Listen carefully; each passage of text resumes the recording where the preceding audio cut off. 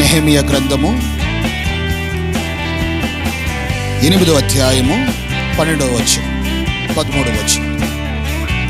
ತಮಗೆ ತಿಳಿಯಪಡಿಸಿದ ಮಾತುಗಳನ್ನು ಜನರೆಲ್ಲರೂ ಗಮನಿಸಿ ಹೋಗಿ ಅನ್ನಪಾನಗಳನ್ನು ತೆಗೆದುಕೊಂಡು ಏನು ಇಲ್ಲದವರಿಗೆ ಭಾಗಗಳನ್ನು ಕಳುಹಿಸಿ ಬಹಳವಾಗಿ ಸಂತೋಷಪಟ್ಟರು.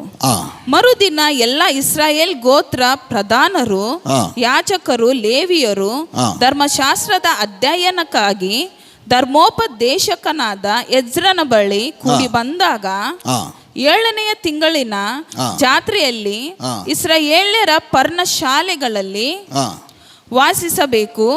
ಈ ನಿಯಮದ ಪ್ರಕಾರ ಆ ಪರ್ಣಶಾಲೆಗಳಿಗಾಗಿ ಜನರು ಗುಡ್ಡಕ್ಕೆ ಹೋಗಿ ಒಳಿವ ಕಾಡು, ಸುಗಂಧ, ಖರ್ಜೂರ ಮುಂತಾದ ಮರ ದಟ್ಟವಾದ ಎಳೆಗಳುಳ್ಳ ಕೊಂಬೆಗಳನ್ನು ತರುವ ಹಾಗೆ ಅವರ ಎಲ್ಲ ಪಟ್ಟಣಗಳಲ್ಲಿಯೂ ಯೆರೂಸಲೇಮಿನಲ್ಲಿಯೂ ಡಂಗುರದಿಂದ ಪ್ರಕಟಿಸಬೇಕು. ಸಾಕು ಪ್ರಿಯರೇ, here some duties it is giving to the children of Israel.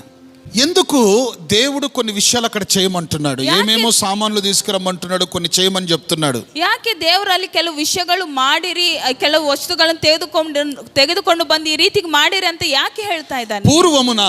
పూర్వದಲ್ಲಿ చేయాల్సినవన్నీ మర్చిపోయారు. వారు ಮಾಡಬೇಕಾಗಿದ್ದೆಲ್ಲವನ್ನು ಅವರು ಮರ್ತಿದ್ದಾರೆ. మర్చిపోయిన విషయాలను, ಮರ್ತಿ ಹೋದ ವಿಷಯವನ್ನು దేవుని వాక్యము ద్వారా మరలా వారికి జ్ఞాపకం చేస్తున్నాడు. ದೇವರ ವಾಕ್ಯದ ಮುಖಾಂತರ ಮತ್ತೆ ಅದನ್ನು ಜ್ಞಾಪಕ ಮಾಡ್ತಾ ಇದ್ದಾನೆ. You forgotten once in your life. ನಿನ್ನ ಜೀವನದಲ್ಲಿ ನೀನು ಅದನ್ನು ಮರೆತು ಬಿಟ್ಟಿದೀಯಾ? But God reminding you again and again through the word of God. ಆದ್ರೆ ದೇವರ ವಾಕ್ಯದ ಮುಖಾಂತರ ದೇವರು ನಿಮಗೆ ಜ್ಞಾಪಕ ಮಾಡ್ತಾನೆ ಇದ್ದಾನೆ. Why we have to read the Bible in our life? ಯಾಕೆ ನಮ್ಮ ಜೀವನದಲ್ಲಿ ನಾವು ಬೈಬಲ್ ಅನ್ನು ಯಾಕೆ ಪ್ರತಿದಿನಿತ್ಯ ಓದಬೇಕು? Through the word of God, ದೇವರ ವಾಕ್ಯದ ಮುಖಾಂತರ you going to remember all the things whatever the God has commanded you in your life. ನಿನ್ನ ಒಂದು ಜೀವನದಲ್ಲಿ ದೇವರು ಏನು ಯಾವ ನಿಯಮಗಳನ್ನು ಯಾವ ಒಂದು ಆಜ್ಞೆಯನ್ನು ಕೊಟ್ಟಿದ್ದಾನೋ ಪ್ರತಿಯೊಂದನ್ನು ನಿನಗೆ ಜ್ಞಾಪಕಕ್ಕೆ ಬರುತ್ತದೆ. ఆయన మీకు జ్ఞాపకం చేస్తాడు ఏమి మీరు చేయాలి, ఏమి చేయకూడదు అని. ಏನು ನೀನು ಮಾಡಬೇಕು, ಏನು ಮಾಡಬಾರದು ಎಂಬುದನ್ನು ದೇವರು ಜ್ಞಾಪಕಕ್ಕೆ ತಂದು ಕೊಡುತ್ತಾನೆ. మనం డ్యూటీస్ కి వెళ్తామండి, డ్యూటీ వెళ్ళినాక అక్కడ ఉన్న సూపర్వైజర్, మేనేజర్ మన కమాండ్ ఇస్తాడు, పలాని పని నువ్వు చేయాలి,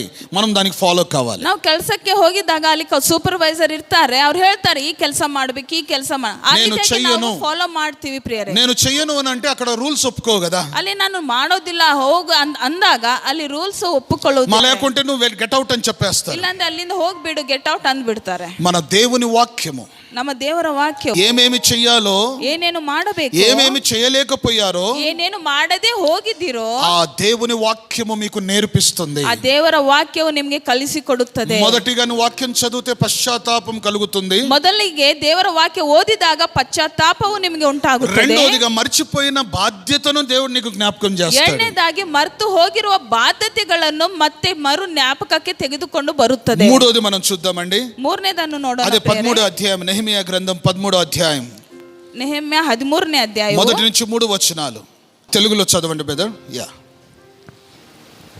ఆ దినమందు వారు మోషే గ్రంథము జనులకు చదివి వినిపింపగా అందులో అమ్మోనీయులు గాని మోయాబీయులు గాని దేవుని యొక్క సమాజమును ఎన్నటికి చేరకూడదు, వారు అన్నపానములు తీసుకుని ఇశ్రాయేలీయులకు ఎదురుపడక వారిని శపించమని బిలాము ప్రోత్సాహపరిచిరి. కాగా జనులు ధర్మశాస్త్రమును వినినప్పుడు ಧರ್ಮಶಾಸ್ತ್ರವನ್ನು ಕೇಳಿದ ಮೇಲೆ ಮಿಶ್ರ ಜನ ಸಮೂಹమును ಎಲ್ಲ ಜನರನ್ನು ಇಸ್ರಾಯೇಲ್ నుండి వెలివేసిరి, ಇಸ್ರಾಯೇಲ್ ದೇಶದಿಂದ ಹೊರಗಾಕಿದರು. దేవునికి స్తోత్రం కలుగును గాక. There is some customs in the between Jews on that time. Okay, ಇಲ್ಲಿ ನಾವು ನೋಡ್ತಾ ಇದ್ದೇವೆ, ಕೆಲವು ನಿಯಮಗಳು ನೋಡ್ತಾ ಇದ್ದೇವೆ ಪ್ರಿಯರೇ. ఏమిటి ఆ నియమాలు అని అంటే, ಏನು ಆ ನಿಯಮಗಳು ಅಂದ್ರೆ, అన్యులను మీరు వివాహము చేసుకోకూడదని ఉంది. అన్యరನ್ನು ನೀವು ಮದುವೆ ಮಾಡಿಕೊಳ್ಳಬಾರದು ಎಂಬುದಾಗಿದೆ. ఎవరిని చేసుకోవాలి? విశ్వాసులతోనే చేసుకోవాలి. ಯಾರನ್ನು ಮಾಡಿಕೊಳ್ಳಬೇಕು? విశ్వాసరన్ನೇ మదుವೆ. దేవుని కోపము ఎందుకు వచ్చింది ఇశ్రాయేలు ప్రజల మీద అంటే, ఇశ్రాయేలు ప్రజలు ఏం చేశారంటే, they started to marry to take girls or to giving girls to the foreigners. ಇಸ್ರಾಯೇಲ್ ಜನರ ಮೇಲೆ ದೇವರ ಕೋಪವು ಏಕೆ ಬಂದಿದೆ ಅಂದ್ರೆ, ಆ ಜನರು ಬೇರೆ ಅನ್ಯ ಜನರಿಂದ ಮಕ್ಕಳಿಗೆ ಮದುವೆಗೆ ಕೊಡುತ್ತಿದ್ದರು, ಅಲ್ಲಿಂದ ಮಾಡಿಕೊಳ್ಳುತ್ತಿದ್ದರು. ఆడపిల్లలను అన్యులకు ఇచ్చేవారు, అన్యుల ఆడపిల్లలను వాళ్ళు చేసుకునేవారు, ఇలాగా ఇచ్చుపిచ్చుకునేవారు. ఎవరితో? అన్యులతో, ఫారినర్స్. ಅನ್ಯರೊಂದಿಗೆ ಇಸ್ರಾಯೇಲ್ ಜನರು ಏನ್ ಮಾಡ್ತಿದ್ದಾರೆ ಅಂದ್ರೆ ತಮ್ಮ ಮಕ್ಕಳನ್ನು ಮದುವೆಗೆ ಕೊಡುತ್ತಿದ್ದರು, ಅಲ್ಲಿನ ಮಕ್ಕಳನ್ನು ಇವರು ಮದುವೆ ಮಾಡಿಕೊಳ್ಳುತ್ತಿದ್ದರು. One day there is a great meeting was arranged in the presence of Nehemiah. ನೆಹೆಮ್ಯನ ಒಂದು ಪ್ರತ್ಯಕ್ಷತೆಯಲ್ಲಿ ಅಲ್ಲಿ ಒಂದು ಸಭೆ, ದೊಡ್ಡ ಒಂದು ಸಭೆ ನಡೆದಿದೆ. ప్రార్థన కూటంకి వచ్చారు జనాలందరూ. ಜನರೆಲ್ಲರೂ ಪ್ರಾರ್ಥನೆ ಕೂಟಕ್ಕೆ ಬಂದಿದ್ದಾರೆ. ఆ జనుల ముందు దేవుని వాక్యమును ధర్మశాస్త్రం చదివారు. ಆ ಜನರ ಮುಂದೆ ದೇವರ ಧರ್ಮಶಾಸ್ತ್ರವನ್ನು ಅವರು ಓದಿದ್ದಾರೆ. చదివిన తర్వాత ಓದಿದ ನಂತರ అందరూ విన్నారండి వాక్యము. ಎಲ್ಲರೂ ಆ ವಾಕ್ಯವನ್ನು ಕೇಳಿದ್ದಾರೆ ಪ್ರಿಯರೇ. విన్న వెంటనే ఏం చేశారు? ಕೇಳಿದ ತಕ್ಷಣ ಏನು ಮಾಡಿದ್ದಾರೆ? అయ్యో నేను తప్పు చేశానే అని, ಅಯ್ಯೋ ನಾನು ತಪ್ಪು ಮಾಡಿದ್ದೀನಲ್ಲ.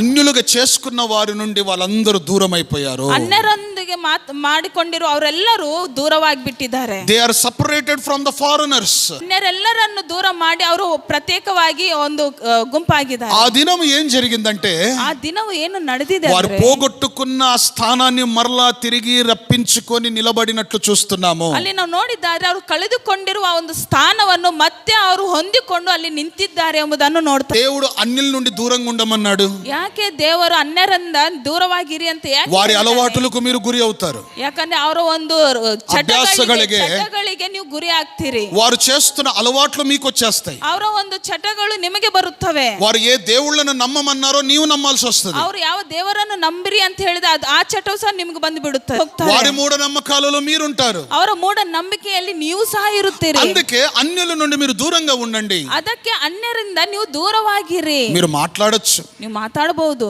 వారితో పలకరించొచ్చు, ಅವರನ್ನು ನೀವು ಮಾತಾಡಿಸಬಹುದು. అయితే ಆದ್ರೆ వారితో అంతరంగ సహవాసము మంచిది కాదు. ಅವರೊಂದಿಗೆ ಅಂತರಂಗ ಸಹವಾಸವು ಒಳ್ಳೆಯದಲ್ಲ. ఇక్కడ తప్పు. ಇಲ್ಲೇ ಒಂದು ತಪ್ಪು. మనం ఏం చేస్తాము? అన్ని గుడ్డలు గిడ్డలు వేసుకొని అన్ని ప్యాంట్ షర్ట్ వేసుకుని ప్రేమించమన్నాడు అంటే వాడు మునిగింది, నువ్వు మునుగుతావు. ಇಲ್ಲೇ ಒಂದು ತಪ್ಪು ಮಾಡ್ತೀವಿ ಪ್ರಿಯರೇ. ದೇವರು ಪ್ರೀತಿ ಮಾಡ್ರಿ ಅಂತ ಹೇಳಿದಾರಲ್ಲ ಅಂತ ಹೇಳಿ ಪ್ಯಾಂಟ್ ಶರ್ಟ್ ಹಾಕೊಂಡು ಎಲ್ಲ ಮಾಡ್ಕೊಂಡು ಅವ್ರು ಎಲ್ಲಿ ಮುಳುಗಿದಾರೋ ನಾವು ಸಹ ಹೋಗಿ వాడు హోలీ ఆడితే నువ్వు హోలీ ఆడతావు. ಅವರು ಹೋಳಿ ಹಾಡಿದ್ರೆ ನಾವು ಸಹ ಹೋಗಿ ಹೋಲಿ వాడు ಆಡ್ತೀವಿ. ఎగురితే నువ్వు ఎగురుతావు. ಆತನು ಜಿಗಿದ್ರೆ ನಾವು ನೀನು ಜಿಗುತ್ತಿ. యేసయ్య అందరిని ప్రేమించమన్నాడు. ಯೇಸು ಅನ್ನದಾನಲ್ಲ ಎಲ್ಲರನ್ನು ಪ್ರೀತಿಸಿರಿ. పోతావురా, సస్తావురా నువ్వు. ಸಾಯ್ತೀಯೋ ನೀನು.